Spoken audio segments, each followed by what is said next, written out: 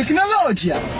dapat bilhin. Kung naghahanap tayo ng budget, may malakas na performance, ito, pag-usapan natin at ating himay-himayin guys, ang ating, ang ating review dito kay Apple. Apple natin ang review dito. So let's go guys, umpisa na natin yan.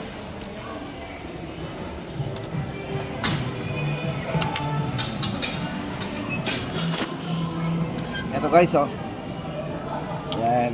Ito guys, ang mga dapat nating tandaan, bakit kailangan natin, kung gusto nating ng cellphone na may malakas, yan na, performance, ito na. Pag-usapan natin, ano bang maganda guys dito kay GT30 Pro? 5G guys to unang-una guys dito, 5G. So meron siyang network connectivity na 5.5G na. O, diba? Tapos yung design guys nito, check natin ang design yan. Para po sa mga variant nito guys, may mga 4 na variants po yan. Para po sa 256 nito, meron pong 2 kulay. Ito po yung gray at saka po isang kulay po nito ay white.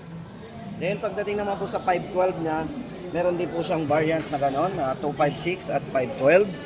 At ang isa pong variant nito na yung dark flare kung tawagin, yung po yung Master Gaming Edition ay kulay black. Kasi guys, ang kulay black po nito, bukod doon sa iba yung design ng likod niya, iba din po yung ilaw na lumalabas dito. Talagang RGB light. So RGB, ibig sabihin guys ay red, blue, green. Yung matitingkad na kulay, ilaw na yon, yung mga ilaw na lumalabas dito. Dito naman po sa gray and white, ay kulay white lang po ang ilaw niyan. Yan. Siyempre, importante yan guys Tapos siyempre yung design nito, meron na po yung trigger button. So meron tayong trigger button dyan sa gilid. Ito po yung trigger button yan. So sa mga mahilig mag-game, ang ating pong button ay nandun na sa gilid. O siyempre, hindi na tayo mahihirapan pag mag-click. At yung ating pag-uusapan dito guys, sa mga nagsasabing pang gaming lang to, guys, hindi lang to basta pang gaming. So pag sinabing gaming po, mas maganda kasi syempre mas malakas. Ito na guys, isa-isahin na natin. Bakit? Ito guys, kung sa design, okay na kayo sa design yan, very comfortable naman sa kamay. Medyo pabilog yung mga kanto-kanto niyan at flat ang screen.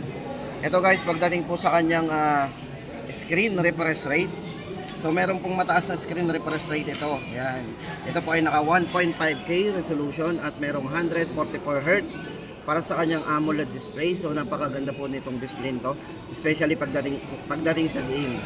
At meron na rin siyang eye care supported So yan, syempre hindi ganun ka sa mata yan, ka-harmful. Kasi nga po meron siyang eye care display. Yan. Tapos hindi lang yan guys, ito nga po ulitin natin, yan po yung mga kulay, blade white at yung shadow ash.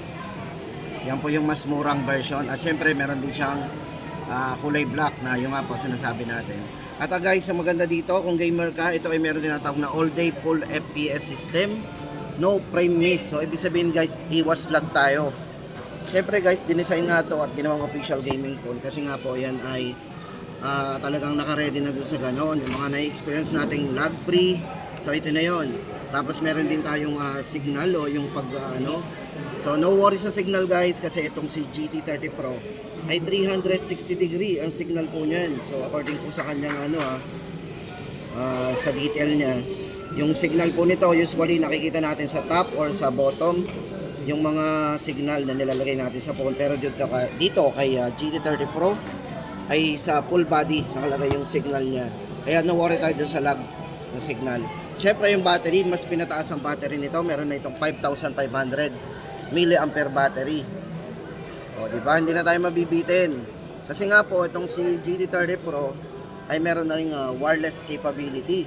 Kung saan pwede tayo mag-share ng battery wirelessly. At yung wire din pwedeng C2C cable at pwede rin pong wire. Pwede kayo mag-share dito, any brand ng phone, pwede makita po sa likod nito. Check nyo lang po dito sa setting, i-click nyo lang po yung bypass charging, try natin. So pag na-type po natin dito yung bypass, yan, bypass charging po, makikita nyo po yung bypass charging. Makikita nyo po dyan yung reverse wireless, click nyo yan, then i-on po natin yung battery. Yan ito, i-on natin yan. Pag na-on po natin yan, pwede na po kayong makitap dito sa likod nito at pwede na po tayong mag-charge. Pwede na po tayong makahingi ng battery dito kay Siyempre, mauubusan ng battery si GT30 Pro. Yun naman, nakatulong siya kasi emergency, di ba? wala kang power bank, wala kang charger, pero ang phone mo ay high-end at capable sa wireless, pwede dito. Tapos pagdating sa guys check naman natin ang kanyang camera. So sa mga nagwo-worry guys sa camera, no worry kasi ang camera nito ay 108 megapixel po para sa kanyang main camera. Ayan. Tapos hindi lang yan kung marami kayo nagse-selfie, nagbi-video, nag-groupie, yan. Syempre meron yung wide angle. So naka wide angle po yan. So hindi na kailangang matras, naka 0.6 po yan. Yan, wide angle. Tapos pagdating sa video, syempre kung gusto natin ng smooth video, meron po siyang 4K resolution pagdating sa video. Yan, 4K resolution. Ayan check po natin Ito po yung mga resolution na makikita natin. Meron siyang 4K at 60 frame. Meron din siyang 1080 60 frame. So ibig sabihin guys, napaka-smooth ng video natin. Kahit medyo malikot yung kamay nyo, pag ganang-ganan, pakilos-kilos, hindi yan nagbablur. Then bukod doon guys, meron din siyang dual view video pagdating sa more features kung saan yung malimit natin ginagamit. Yan. Ito sa mga vlogger, pwede to. Habang piniplay nyo yan, siniswitch natin yung kanyang dual view video.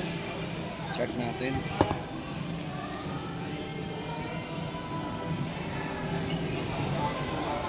O, diba?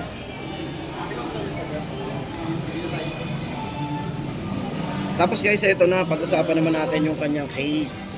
So, syempre, halimbawa, malimit dito, nakakaubusan ng kulay black kasi marami na bumibili ng black.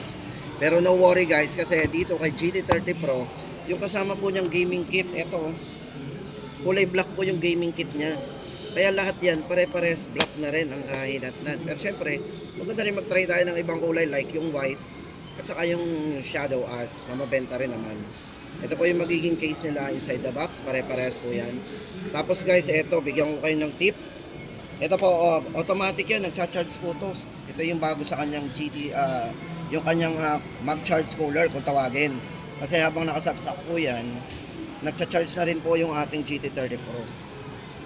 At the same time, meron na rin siyang button dito, meron siyang off button. So ano ba ibig sabihin ng function guys, ng button niya dito? Kapag punaw na po yung charging niya at gusto niya tuloy-tuloy ang cooling system, i-off niya po yung charging niya. Ito dito, long press lang po yung button yan at titigil na po yung charging niya. Ayan. Pero para bumalik po yan, tinatanggal ulit yung, yung wire.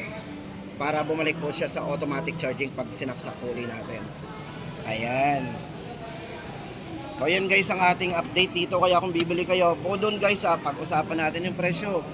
Ang price po nito guys para po sa kanyang 16 GB RAM 256. Ang kulay po na ay white and gray.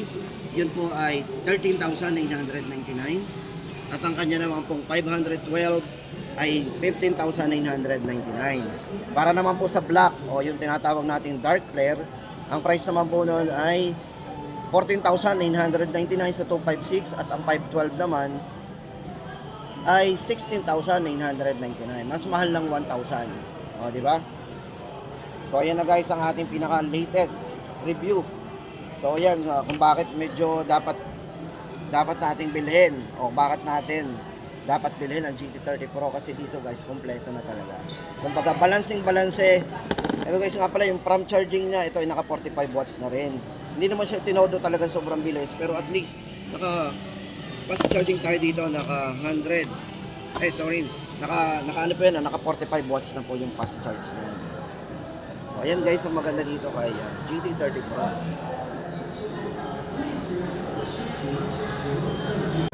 Oh my